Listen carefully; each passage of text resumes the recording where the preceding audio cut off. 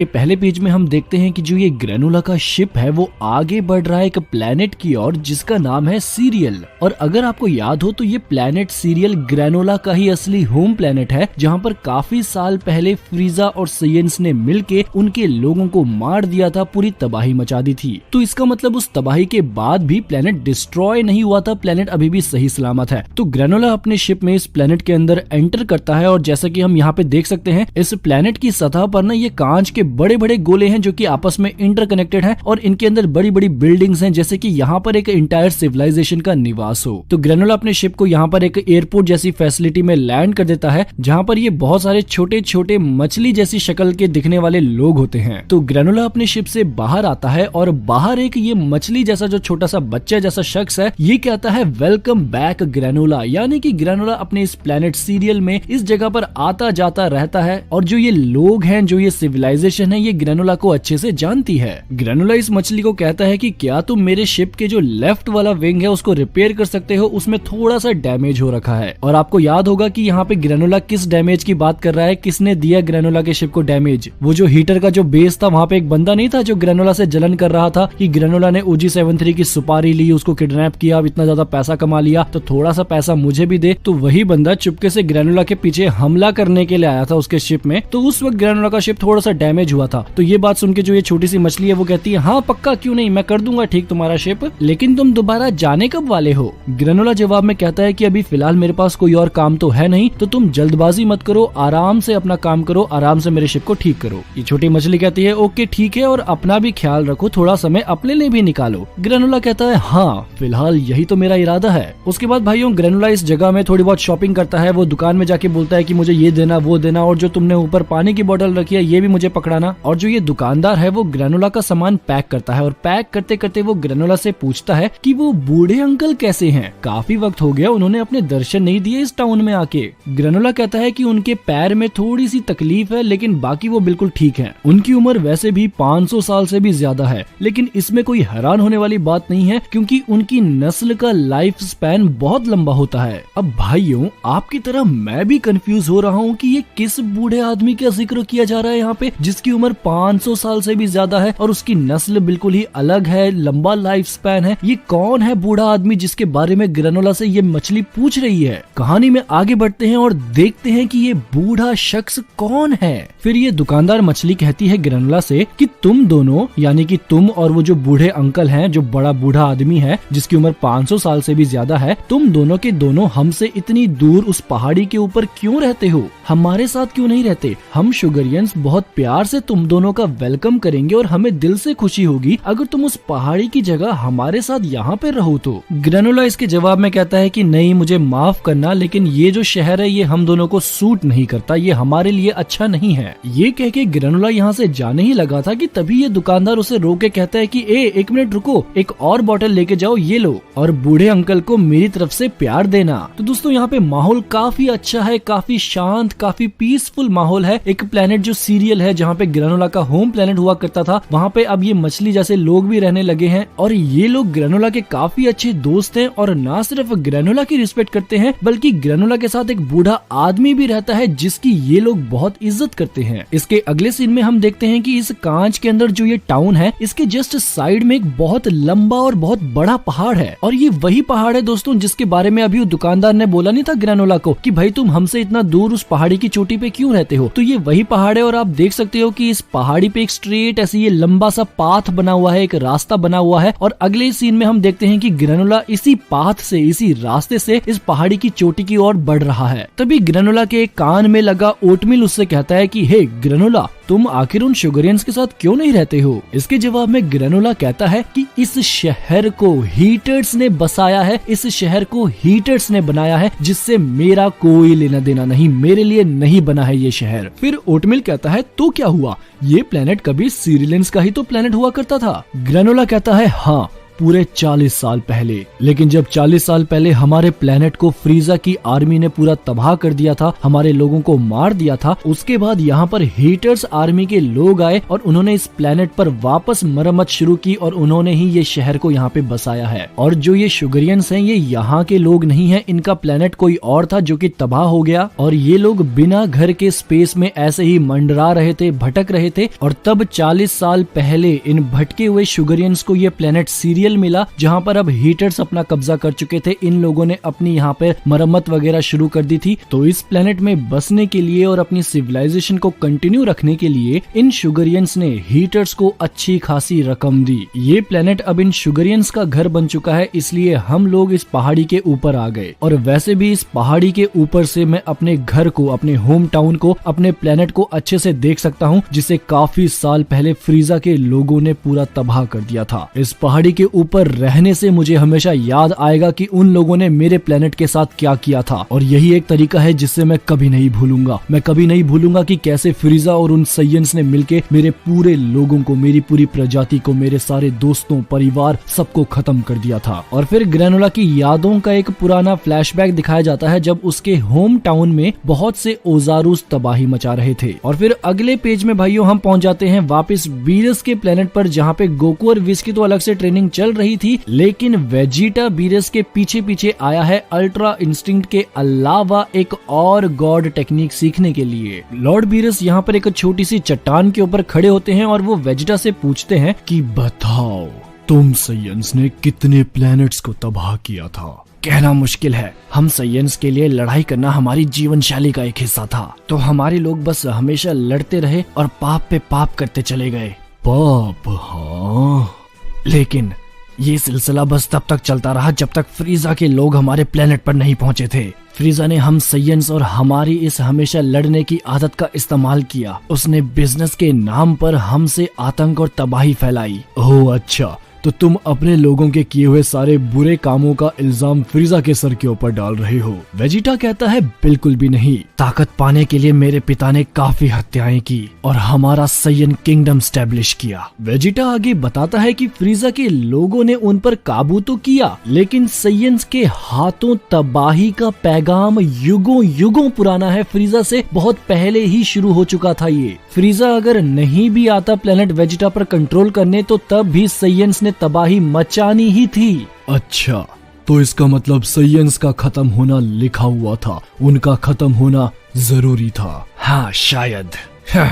क्या बकवास है। लेकिन चिंता मत कीजिए, मेरे लोगों की प्रॉब्लम्स का आपसे कोई लेना देना नहीं। तो दोस्तों इतने में लॉर्ड बीरस गुस्सा हो जाते हैं और वो वेजिटा के बिल्कुल सामने चढ़ जाते हैं और वो कहते हैं कि मैंने कहा ये सब कुछ बकवास है। वेजिटा डर डर के कहता है कि क्या, आखिर आपका मतलब क्या है? आप तो मुझे एक टेक्निक बताने वाले थे ना, जिनका इस्तेमाल गॉड्स ऑफ डिस्ट्रक्शन करते हैं। इस टेक्निक का सैयन्स की हिस्ट्री से क्या लेना देना है? बहुत कुछ लेना देना है। और दोस्तों इतना कह के लॉर्ड बीरस अपनी एक उंगली से पीछे की ओर एक तेज की ब्लास्ट फेंकते हैं, जो कि लगता है एक प्लेनेट के ऊपर, और उस सिंपल की ब्लास्ट से पूरा प्लेनेट तबाह हो जाता है। ये देख के वेजिटा हैरान हो जाता है और वहाँ पे जो विस और गोकू ट्रेनिंग कर रहे थे वो लोग भी हैरान हो जाते हैं कि ये धमाका कहाँ से आया, ये धमाका क्या हुआ। और ये धमाका इतना बड़ा था कि जो ओरेकल फिश सो रही थी ना अपने उस छोटे से कांच के जो गोला था उसका, उसके अंदर, वो भी पूरा हिल जाता है, भूकंप हो जाता है और वो अपने उस कांच के अंदर से बाहर गिर जाती है। अब ये बेचारी मछली तो अभी थोड़ी देर पहले विटामिन का इंजेक्शन लेके सोई थी, अब इतने बड़े धमाके से भूकंप आया, क्या हुआ, ये बेचारी बाहर आ गई, ऐसे फटफटाने लग गई, बौखला गई पूरी और फिर से अपने जार के अंदर बैठ के छिप गई। ओरेकल फिश कहती है कि ये बहुत दूर था बीरस, तुमने एक और प्लेनेट तबाह कर दिया। अब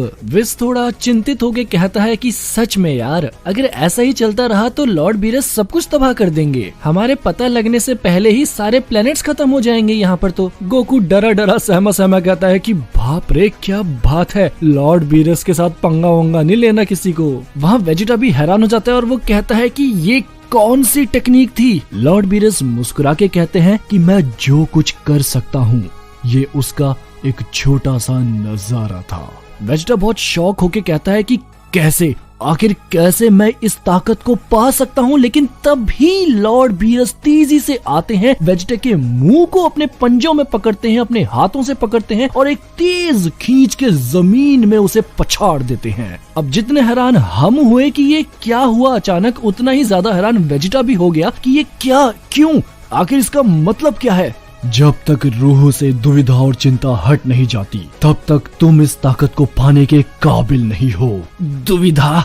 आखिर आपका मतलब क्या है? खुद के बुरे कामों का भार तो तुमने अपने दिल में उठा के ही रखा है और अब तुम उन पापों के लिए भी खुद को जिम्मेदार ठहरा रहे हो जिन पापों को तुम्हारी पूरी सय्यन प्रजाति ने किया है। खुद को इन सब के बीच में रखना बंद करो मॉर्टल। और फिर भाइयों लॉर्ड बीरस वेजिटा को उसके मुंह से पकड़कर दूर पीछे पेड़ की ओर फेंक देते हैं। तो देखो भाइयों यहाँ पर बात बहुत ज्यादा डीप है। बहुत से फैंस को शायद से ये समझ नहीं आया होगा कि अभी अभी जो कन्वर्सेशन हुआ है ना, वो कितना ज्यादा ड्रामेटिक और कितना ज्यादा डीप, दिल को छू देने वाला सीन है। जितने भी सय्यन्स थे बुरे, जिन्होंने भी बुरा काम किया, अब वो सब के सब मर चुके हैं और सिर्फ एक सय्यन जो कि उनसे डायरेक्ट कनेक्टेड था, जो जिंदा है, वो है वेजिटा। क्योंकि गोकू तो कभी उन सब का पार्ट रहा ही नहीं, गोकू तो अलग हो गया था बचपन में ही, लेकिन वेजिटा है जो कि उन सभी सय्यन्स का डायरेक्ट डिसेंडेंट है। और वेजिटा ने भी अपनी शुरुआती दिनों में, वेजिटा ने भी जवानी में बहुत से पाप किए थे जिसका अब वेजिटा को बहुत ज्यादा बुरा लगता है। तो अभी वेजिटा की सबसे बड़ी कमजोरी जो उसे रोक रही है और ताकतवर बनने से, वो है उसके दिल में पड़ा एक पछतावा, जो एक गिल्ट है ना अंदर दिल में कि मैंने कुछ बहुत गलत काम किए हैं, मैं गलत रास्ते पे निकल गया था। मेरी जो पूरी सय्यन प्रजाति थी उन्होंने भी जो जो पाप किए हैं, उनका भी सारा पाप का जो भार है वो भी अब वेजिटा अपने ही कंधों पर लेके चल रहा है। और अगर वेजिटा को ये गॉड ऑफ डिस्ट्रक्शन की वो टेक्निक का इस्तेमाल करना है, उस ताकत को पाना है, उस पावर के काबिल बनना है, तब उससे अपने दिल से उस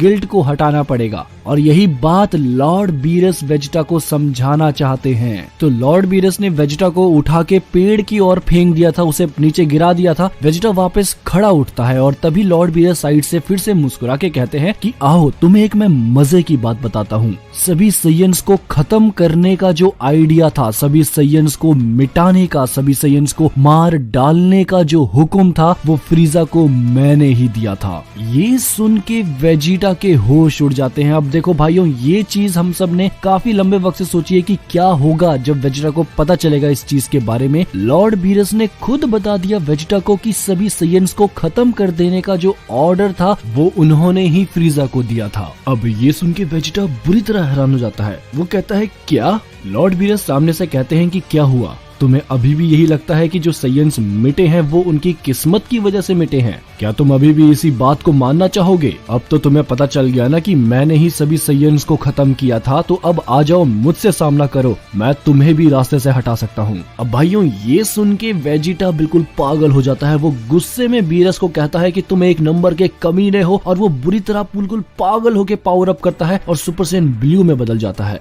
वेजिटा की इतनी ज्यादा एनर्जी रिलीज होती है कि दूर से गोकू और विज भी हैरान हो जाते हैं कि ये क्या फूटा आसमान में इतना तेज। गोकू कहता है वेजिटा आखिर वो क्या करना चाहता है अब? और वहाँ वेजिटा सुपर सैयन ब्लू में बदल के सामने खड़ा हो जाता है बीरस के। बीरस भी बिल्कुल स्माइल पास करके कहता है कि आजा बच्चे, देखते हैं तेरे में कितना दम है। वेजिटा बिल्कुल पूरे गुस्से में आगे बढ़ता है और अगर आप यहाँ पे देखो वेजिटा की शक्ल को क्लोजली, तो उसके सर में जो ये नस का जो ये बना है ना, नर्व का जो ये साइन बना है, ये बताता है कि वेजिटा भी कितना एग्रेसिव है। वो पूरी ताकत से लॉर्ड बीरस की ओर हमला करता है और उन पर ढेर सारे पंचेस की बौछार कर देता है। लेकिन लॉर्ड बीरस बिल्कुल आराम से नॉर्मल फॉर्म में सभी पंचेस को अपने हाथों से ऐसे मस्ती से ब्लॉक करते हैं। फिर वेजिटा तभी अचानक से लॉर्ड बीरस के ना बिल्कुल साइड से निकल के उनके पीछे खड़ा हो जाता है और एक तेज किक से उन पर वार करता है। लेकिन लॉर्ड बीरस बिल्कुल आराम से मस्ती से जंप करके वेजिटा की किक को डॉज कर लेते हैं और प्लस उस पर एक अपनी ही किक से वार कर देते हैं। अब इस किक से वेजिटा दूर पीछे हवा में उड़ता हुआ चला जाता है, लेकिन वो उड़ते उड़ते भी लॉर्ड बीरस पर ढेर सारे एनर्जी ब्लास्ट फेंक देता है। लॉर्ड बीरस इन सबको ब्लॉक करते हैं और एक तेज धमाका वेजिटा की आंखों के सामने हो जाता है। फिर वेजिटा इसी धमाके के बीच से तेजी से आगे उड़ के आता है और अपने दोनों हाथों से मिलके एक तेज पंच मारता है, लेकिन ये पंच तो हवा में ही वुश गायब हो जाता है। वेजिटा बोलता है कि लॉर्ड बीरस कहाँ गए, ये तो लगा ही नहीं उनको पंच। और तभी वेजिटा ये सब सोच ही रहा होता है कि अचानक उसके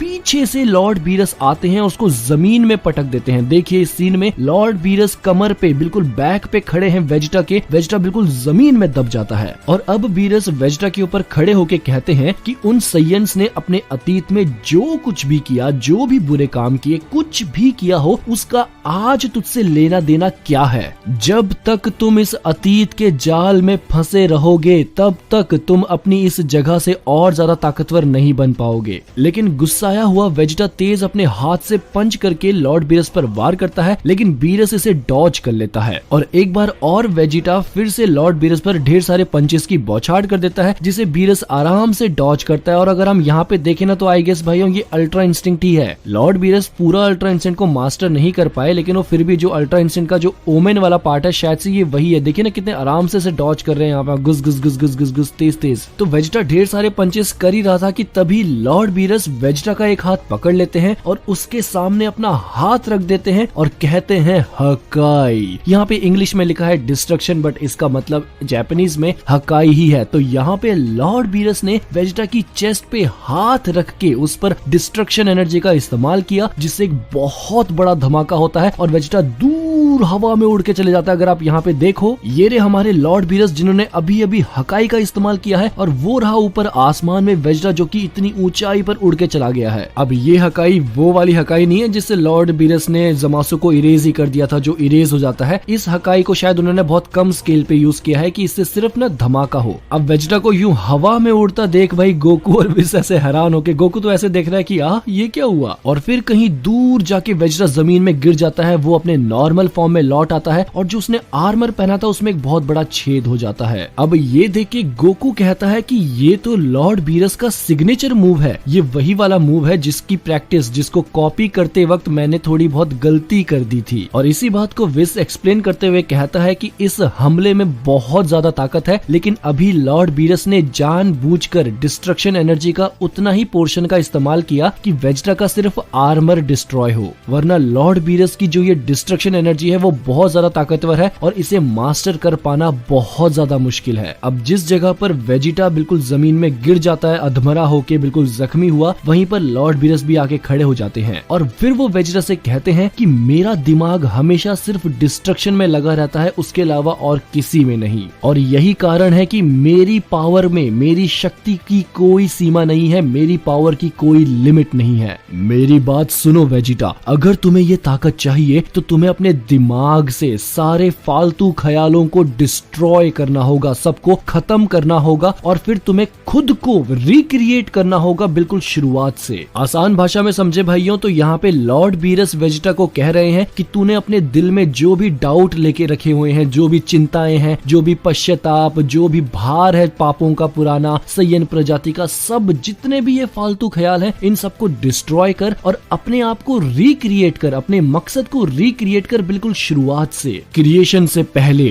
डिस्ट्रक्शन आती है, इस बात को समझ लेना। और फिर भाइयों इसके बाद हम पहुंच जाते हैं एक नए सीन में। हीटर्स आर्मी का जो बेस है, जो एक एस्ट्रॉइड के ऊपर उनका महल है, वहां पर हम पहुंच जाते हैं और यहाँ पे हमें दिखाई जाती है ये लड़की जिसका नाम है माकी। ये कहती है अरे बाप रे, इसको देखो एलेक, ये देखो क्या मिला है मुझे। ये कबाड़ खाना जो रोबोट है OG-73, ये तो बहुत पहले एक बार जूनो से मिल भी चुका है। तो भाइयों इस सीन में हो ये रहा है कि ये एलेक की जो पूरी टीम थी, जो भी ये हीटर आर्मी के लोग थे, इन्होंने उस OG-73 के दिमाग को पूरा एनालाइज किया और उसकी मेमोरीज ये लोग देख रहे हैं और इनकी मेमोरीज में इन्होंने पाया कि आज से काफी वक्त पहले ना ये जो OG-73 था और इसके जो दोस्त थे ना, जो गैलेक्टिक पेट्रोल में जो अभी कैदी बने हुए हैं, जो वो सारे मिलके और OG-73 मिलके जूनो के पास गए थे। जूनो याद है ना, इंटेल ब्रोकर जो सब कुछ जानता है पूरे यूनिवर्स में, ये लोग उनकी जगह पे गए थे। OG-73 मिल रखा है इस जूनो से एक बार लाइफ में बहुत पहले। तो ये लोग अभी OG-73 की उस मेमोरी को रीड कर रहे हैं, उस मेमोरी को अपने यहाँ पे स्क्रीन में देख रहे हैं सामने। एलेक बोलता है कि इसकी मेमोरी में जो भी ये डेटा है इससे पता लगाओ, कोऑर्डिनेट्स पता लगाओ, जूनो की जो एग्जैक्ट लोकेशन है वो पता लगाओ कहाँ पर है इस मेमोरीज की मदद से। और तभी भाइयों इन्हीं मेमोरीज में जो ये लड़की है माकी, ये कहती है कि गैलेक्टिक पेट्रोल वाले सगानबो और उसकी जो इडियट्स की उसकी जो टोली थी पूरी, उनको अरेस्ट करने के लिए ना जूनो के पास ही बैठी हुई थी।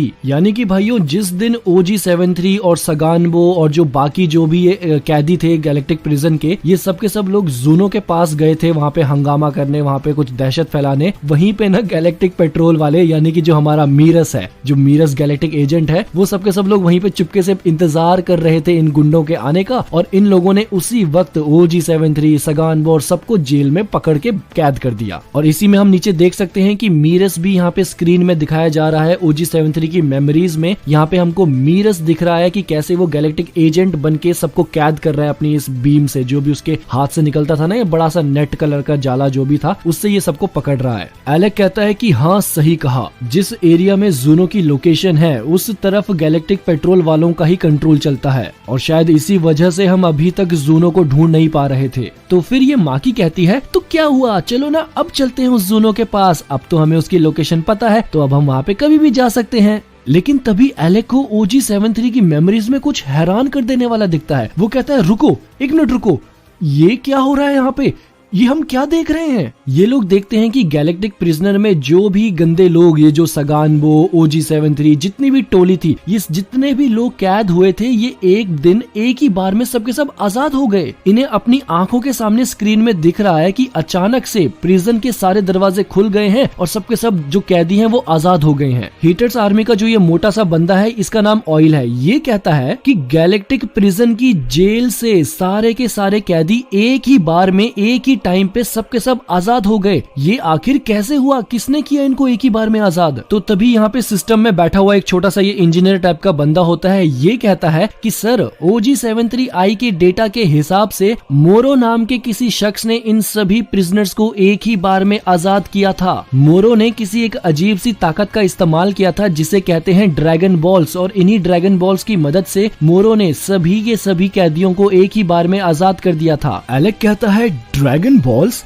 आखिर ये क्या चीज है। और इसके जवाब में जो ये छोटा सा इंजीनियर है, ये OG73 की मेमोरीज में सब कुछ देखता है, सब कुछ डेटा एनालाइज करता है। इसे अपनी स्क्रीन में बड़ा बड़ा मोरो की शक्ल दिखती है, और इन सब डेटा को पढ़ने के बाद ये इंजीनियर कहता है कि ये ड्रैगन बॉल्स एक विशिंग बॉल्स हैं जिन्हें नेमेकिन्स ने बनाया है, और ये ड्रैगन बॉल किसी भी विश को पूरा कर सकती है। छोटी बच्ची माँ की कहती है क्या, कोई भी विश। ये बेचारा डरा हुआ छोटा सा इंजीनियर कहता है जी हाँ, मोरो ने इन्हीं ड्रैगन बॉल्स के इस्तेमाल से अपने मैजिक पावर्स को वापस पाया था। एलेक्स सोच विचार में कहता है अच्छा तो ये बात है, अब मुझे सब कुछ समझ आने लगा है। तो यही वो वजह है जिसकी वजह से पूरे ब्रह्मांड में अजीब अजीब सी हरकतें हो रही हैं। इसका मतलब फ्रीजा के रिवाइव होने के पीछे भी इन्हीं ड्रैगन बॉल्स का ही हाथ है। अरे नहीं एलेक भैया, फ्रीजा को तो विश ने जिंदा किया इस बार, वो तो पिछली बार ड्रैगन बॉल से जिंदा हुआ था लेकिन गोकू ने खत्म कर दिया था उसे। बट एनीवेज भाइयों, इन ड्रैगन बॉल्स की न्यूज को सुन के ना ये एलेक और जो ये बाकी लोग हैं सबके सब हैरान हो गए। ये जो ऑयल बंदा है मोटू सा, ये हैरान होके कहता है कि क्या ये जो बॉल्स हैं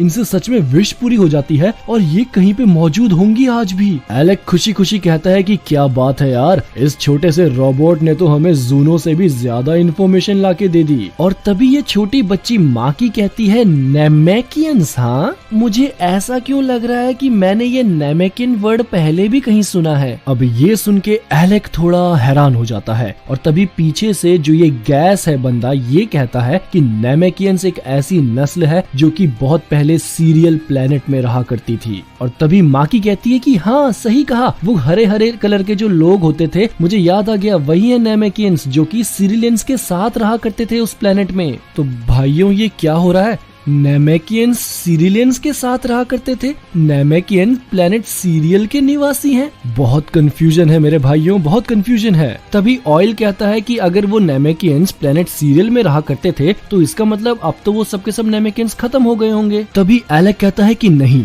सबके सब खत्म नहीं हुए, वहाँ बस एक लौता सर्वाइवर था, एक बूढ़ा आदमी, एक बूढ़ा नेमेकियन जिसका नाम है मोनाइटो। और जहाँ तक मैं याद कर पा रहा हूँ वो हमारे पुराने दोस्त ग्रेनोला के साथ रहता है। तो हो भाइयों, ग्रेनोला के साथ जो एक बूढ़ा आदमी रहता है वो असल में एक नेमेकियन है जो कि काफी सालों से प्लेनेट सीरियल में रहता हुआ आ रहा है, जो कि अभी हमको पता भी है 500 साल से भी ज्यादा उस बंदे की उम्र है। यानी ग्रेनोला के साथ जो बूढ़ा आदमी रहता है वो एक 500 साल पुराना नेमेकियन है। इसके बाद के सीन में भाइयों हम पहुंच जाते हैं प्लेनेट सीरियल में, जहाँ पे एक चेयर में एक नेमेकियन जैसा एक शख्स बैठा है। नेमेकियन ही है भाइयों ये है ग्रेनोला का घर। ग्रेनोला के घर में एक टीवी लगा है जिसमें ये वही शुगरियंस मछलियां चल रही है और इसके सामने जो ये सीट है इसके ऊपर बैठा है एक बूढ़ा नेमेकियन जिसका नाम है मोनाइटो। तभी पीछे से ग्रेनोला आता है और वो कहता है कि हेलो सुनिए, मैं आपके लिए कुछ पानी लेके आया हूँ। और तभी बूढ़े नेमेकियन मोनाइटो पीछे मुड़ के कहते हैं, अरे ग्रेनोला,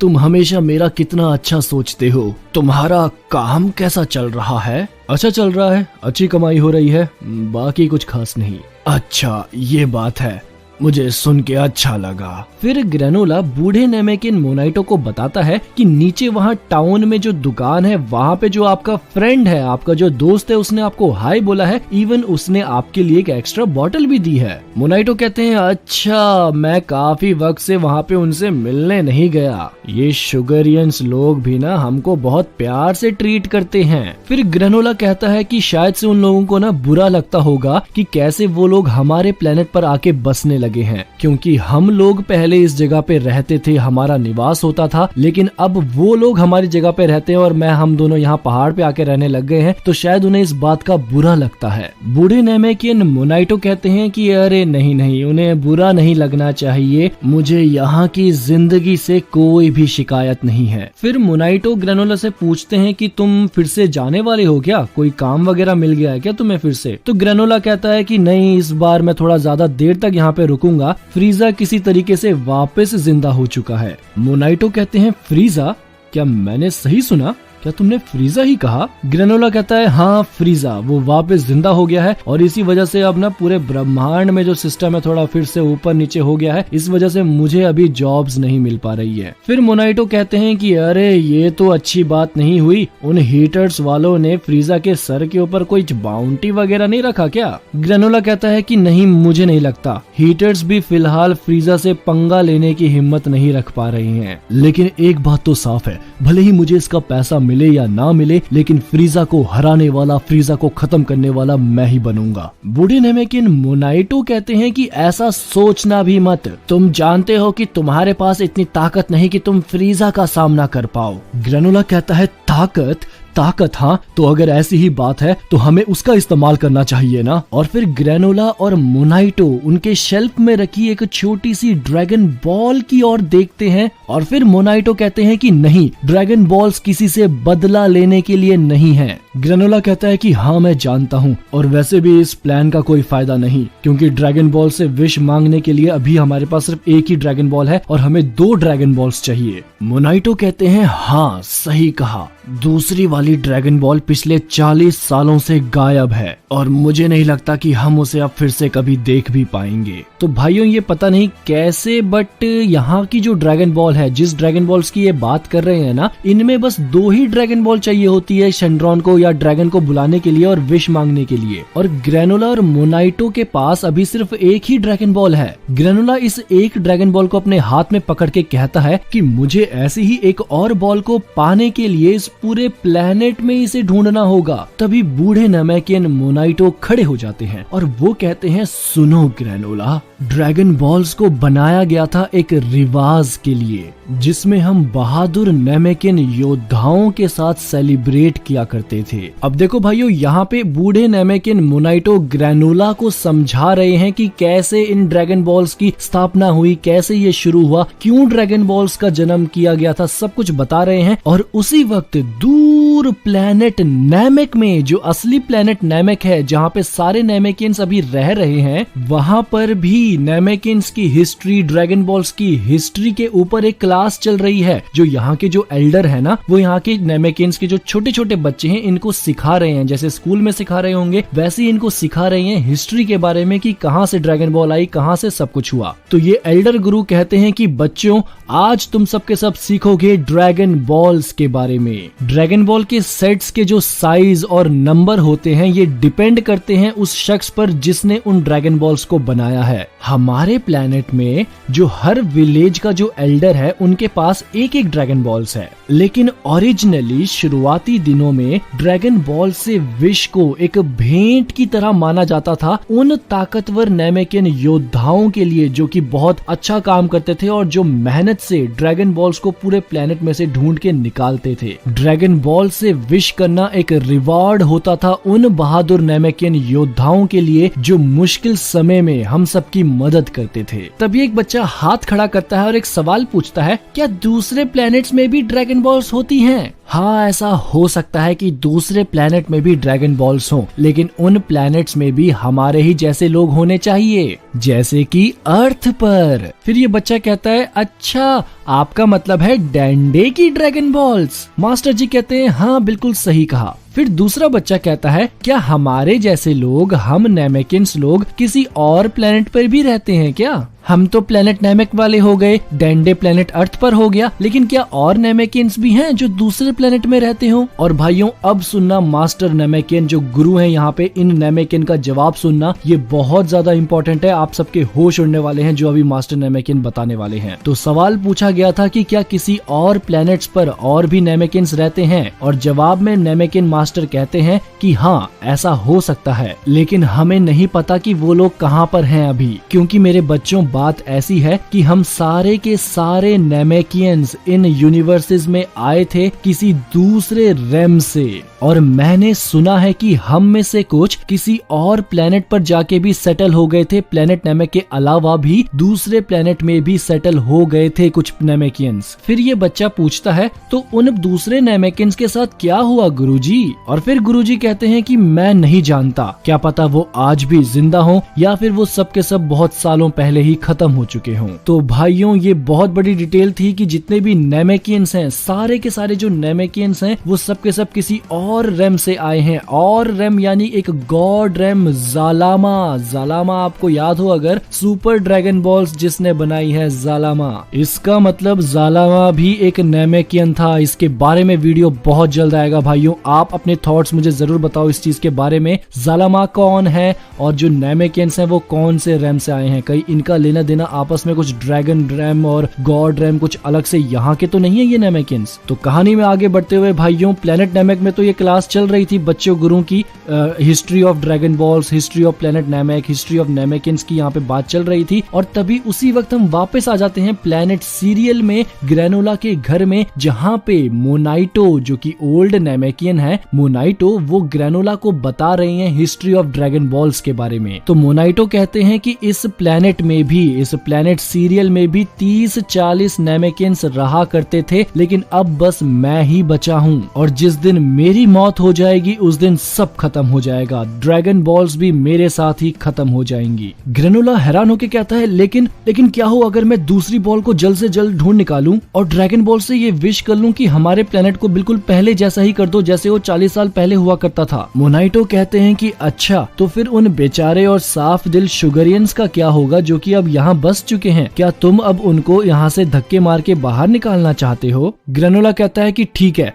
तो फिर मैं फ्रीजा और उसकी आर्मी को खत्म कर देना चाहता हूँ। मोनाइटो कहते हैं, फिर वही बात, तुम्हें मैंने बताया बच्चे, बदला लेना एक सही रास्ता नहीं है, इससे बस तुम्हारे दुश्मन ही बढ़ेंगे, उसके आगे क्या? ग्रेनोला कहता है, हाँ ठीक है, आप सही कह रहे हैं। मोनाइटो कहते हैं कि तुम ड्रैगन बॉल्स की जिद छोड़ दो और भगवान ने जितना हमें जिंदगी में दिया है उतने में खुश रहो। और फिर इतना सुन के ग्रेनोला हाँ बोल के यहाँ से चला जाता है। और तभी साइड में जो ये मोनाइटो हैं वो ऐसे सांस छोड़ते हैं जैसे कि फू, मतलब मान गया बच्चा, अब मे भी यहाँ पे मोनाइटो कुछ छिपा रहे हो, मे भी मोनाइटो को पता हो दूसरी ड्रैगन बॉल कहाँ है, लेकिन वो जानबूझ के बताना ना चाहते हो। बट एनीवेज भाइयों, इसके बाद जो मोनाइटो हैं ये सो जाते हैं अपने बिस्तर में और ग्रेनोला टीवी देखने लग जाता है। टीवी में वही शुगरियंस का शो चल रहा होता है और तभी इस शो के बीच में ना भाइयों एक न्यूज आ जाती है और इस न्यूज में बोलते हैं कि एक छोटे शुगरियन बच्चे ने जमीन के अंदर से कुछ ऐसा ढूंढ निकाला है, एक ऑरेंज क्रिस्टल ढूंढ निकाला है जिसमें 2 स्टार बने हुए हैं। और ग्रेनोला हैरान हो जाता है ये देख के कि टीवी में जो दिखाया जा रहा है 2 क्रिस्टल का ऑरेंज बॉल वो और कुछ नहीं बल्कि वो दूसरा ड्रैगन बॉल ही है। न्यूज में आगे ये भी बताया जाता है कि इंस्टीट्यूट के स्पेशलिस्ट साइंटिस्ट का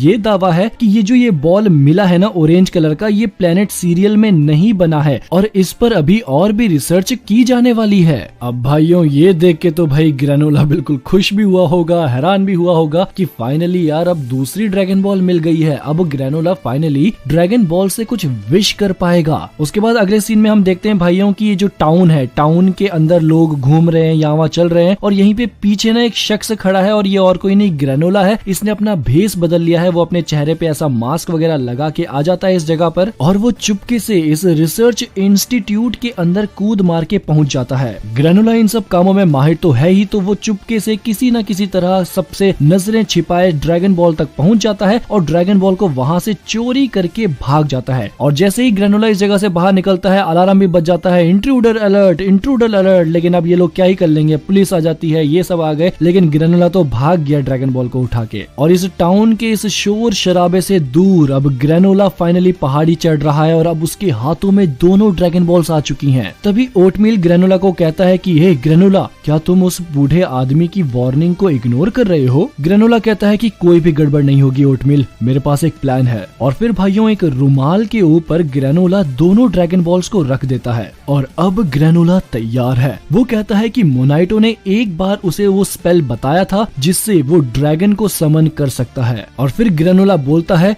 समनिंग टाइम, टाका राप्टो टोटो रोनबो पुपिरिटो पारो, जो भी मतलब ये नेमेकिन की भाषा में कुछ होगा कोड। और जैसे ही ये इस स्पेल को बोलता है तभी ये दोनों ड्रैगन बॉल चमकने लगती है, एक तेज रोशनी हवा में उड़ के जाती है और एक ड्रैगन सामने आ जाता है भाइयों। अब आप देखिए भाइयों इस ड्रैगन को, ये जो ड्रैगन है ये जो धरती का शेनड्रॉन है उससे भी मिलता जुलता है, लेकिन ये ज्यादा मिलता जुलता है सुपर शेनड्रॉन से। सुपर शेनड्रॉन की अगर आप शक्ल देखें ना, इसकी शक्ल उससे काफी ज्यादा मैच होती है। और आई गेस भाइयों यार ये ड्रैगन कितना मस्त है यार, पोरुंगा भी मुझे अच्छा लगता है बट मेरा फेवरेट तो अब यही वाला ड्रैगन हो गया। आप लोग बताओ यार आपको सबसे अच्छा ड्रैगन कौन सा लगता है? ग्रेनोला बुरी तरह हैरान होकर कहता है कि तुम वही हो ना, तुम वही ड्रैगन हो ना जो विश पूरी कर सकता है। तभी ड्रैगन साइड से बोलता है कि तुमने 2 ड्रैगन बॉल्स इकट्ठा कर ली है, अपनी इच्छा बताओ, अगर ये मेरे बस में हुआ तो तुम्हारी एक विश मैं जरूर पूरी करूंगा। ग्रेनोला कहता है कोई भी विश, हाँ तो ठीक है, मैं इस ब्रह्मांड का सबसे ताकतवर वॉरियर बनना चाहता हूँ। और इतने में भाइयों ड्रैगन बॉल सुपर चैप्टर 69 होता है खत्म। अब ये विश सच होगी या नहीं होगी, क्या ये इस ड्रैगन की बस में है या नहीं है, ये पता चलेगा हमें ड्रैगन बॉल सुपर मांगा चैप्टर 70 में। तो बताओ भाइयों कैसा लगा आपको ये चैप्टर, कैसी लगी न्यू डिटेल्स और कैसा लगा नेमेकियन और जो ड्रैगन बॉल की हिस्ट्री, ये सब कुछ आपको कितना अच्छा लगा मुझे कमेंट्स में जरूर बताना। एंड वीडियो बहुत लंबा हो गया, आई गेस ये तो आधे घंटे क्या 35 मिनट से भी ज्यादा हो गया होगा, बट जो भी हो भाइयों अगर आपको मजा आया है तो वीडियो को लाइक जरूर करना। और अभी मैं रिकॉर्डिंग कर रहा हूँ, सुबह के 4:10 बज रहे हैं, लाइक हो जाना चाहिए भाइयों, बहुत मेहनत की है इसके पीछे। तो मैं मिलूंगा आप सबको नेक्स्ट वीडियो में, तब तक के लिए खुदा हाफिज़, सादर प्रणाम।